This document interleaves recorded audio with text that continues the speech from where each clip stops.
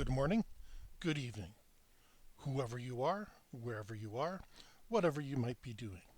We wish to welcome you to the Silverlight Show. The Silverlight shines to illuminate that which lies hidden in darkness. For those of you tuning in today, we welcome you in. Another little amusing personal story today before I'm 100% positive we got the kinks ironed out. So, last night I was fixing some computer issues. Got my phone back working, got another couple things working, and I was feeling pretty darn pleased with myself. And while all this was happening, I was going through my tabs. I have a tab I'm watching an old science fiction series on. And it's been something I've been doing for the past couple of weekends because have a couple drinks, watch crappy old sci-fi. Hey, sounds like a pretty good time to me. At any rate, my next door neighbor likes to play video games, and because of the way that our houses are located, his bedroom is pretty darn close to my upstairs office, as I call it. And I know he stays up all night. You can see that dim blue glow, and he's having a good time doing whatever it is. The family and we get along just fine. There's a problem, we talk, and we work things out. And we've had a good, I think it's 6-7 years together. Forget exactly when they moved in. But last night, I could hear he was playing some sort of a movie or music or whatever. They've never been loud. They've had parties. And I've gone over and said, you can turn the music up. I'm not one of those guys that's going to freak out. But even though it's 3 o'clock in the morning, he is an adult. And realistically, when I go to my bedroom, my family's going to sleep without being disturbed. It's just a little noise in the background. So, being a good neighbor, I decide not to complain, do my stuff, go to bed just like I said, and then wake up. Now today I had deliveries coming, I had all sorts of stuff to do, and it just wasn't worth me coming in and checking on everything. Got my phone working, which is the most important thing. It was a matter of running around and trying to get stuff done. So finally, my deliveries came, I packaged them, worked with them, did what I needed to do with them. And I finally came back up because I wanted to play around with some other things. Maybe get set up for doing some more work tonight. And as I sat down, I could hear the exact same sounds. Again, I'm assuming it's a video game at this point. It's so faint I can barely hear it. But it's there. There's definitely voices. There's some sort of music in the background. See, I'm very vain about my hearing. I've protected it my whole life, and I'm going to continue to protect it because my eyesight is so terrible. But I'm starting to think, this guy been playing all night?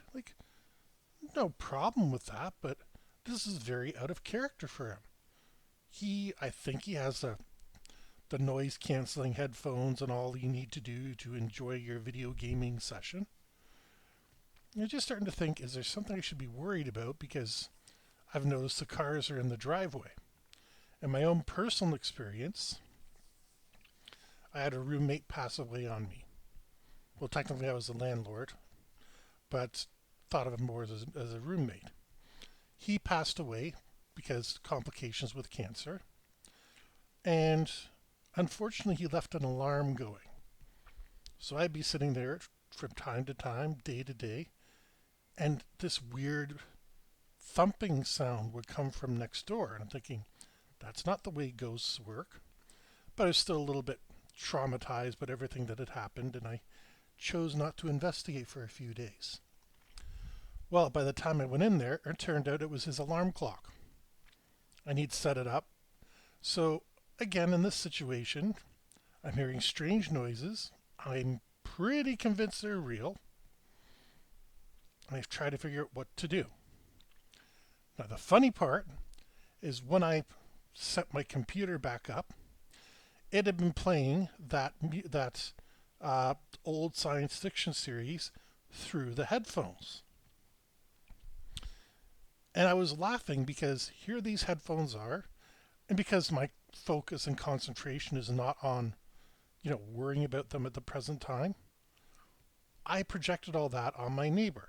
Now, if I was a less patient person, I could have potentially knocked on their door and said, "Hey, you're playing video games too loud." And they'd say, "What are you talking about? I got noise canceling headphones." And then you wind up with a story on Reddit, on one of these, you know, Reddit storytellers. And I was going to be the jerk in that one 100% for sure. There's another reality not far from here where that happened. Fortunately, I realized my mistake, and I can laugh at it today saying, what a goober I was.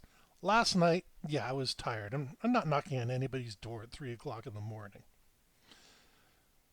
Same thing happened with my phone. I got it working, but at 3 o'clock in the morning, I called an automatic number just to make sure it was working, but I couldn't think of anybody that I would call and say, "Hey, is my phone working?" that would appreciate hearing from me at that time of day. Even my friends on the West Coast are, they're on their way into bed because it's their midnight, my 3 a.m., roughly. But see how such a minor thing can blow up? And I'm sure this is behind a lot of the quote Karen end quote stories. I got no problem with you calling somebody a Karen. I'm just using it as a label. But they're not aware of a small fact, and because of that, they take it out on the wrong person. Well, I was nearly a Karen, a Ken, whatever you want to label a male Karen. And it's stunning to think how something that minor could have absolutely destroyed a quite profitable partnership with my neighbor. Humans are very smart. We're good at making connections. The problem is our connections are not always based on all the evidence. For example, here, my brain made a good connection. Next door guy plays video games late into the night. I'm hearing something strange. Must be video games. You know what? Not exactly a Sherlock move, but when I present it from that angle, it sounds logical. And I forget I have these headphones around. I honestly do. It's not part of my life to keep track of where my headphones are, and I'd accidentally put them down by the window. Again, the facts seem to point to my next door neighbor. I'm not going to say they were doing something bad because their intention was not to do something bad. Their intention was to enjoy whatever video game it was. I don't even want to say ignorant because ignorant means I'm going to play this video game and I don't care what's happening on your end. No, his motivation was innocuous.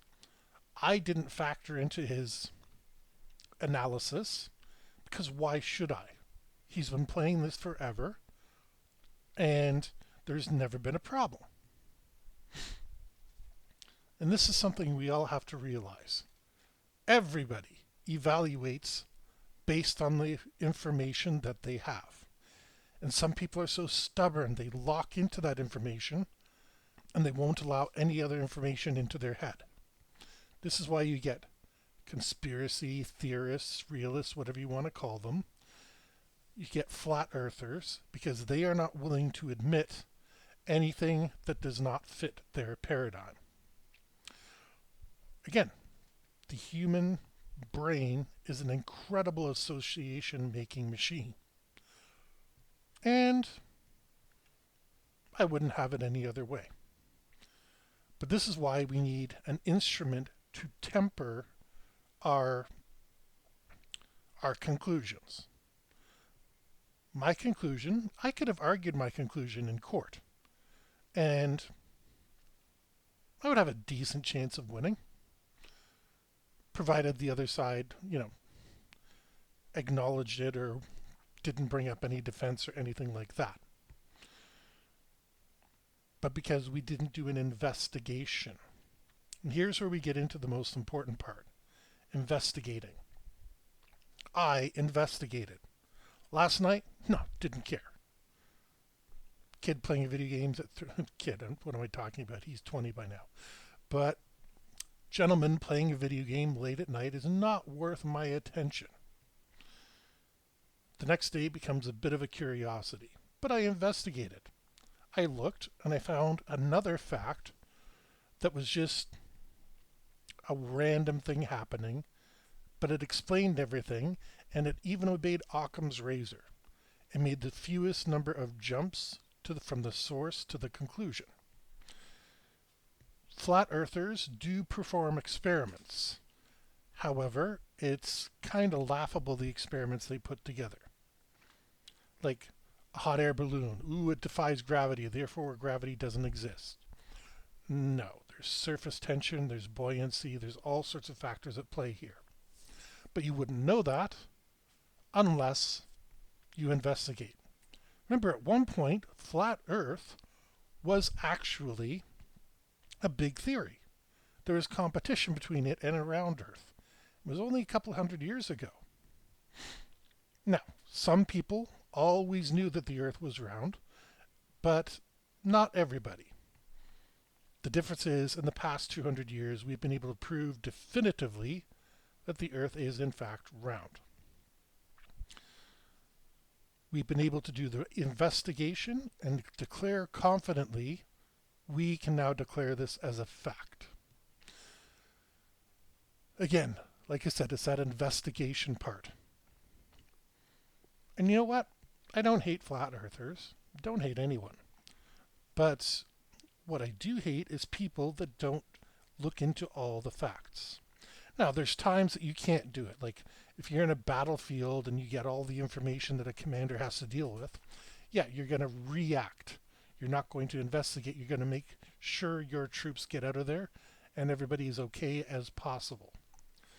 That happens. But you know what? Life is not a battlefield. So, with that, we hope you enjoyed this silly story about the Silverlight Show. If you did, please like, share, subscribe if you haven't already.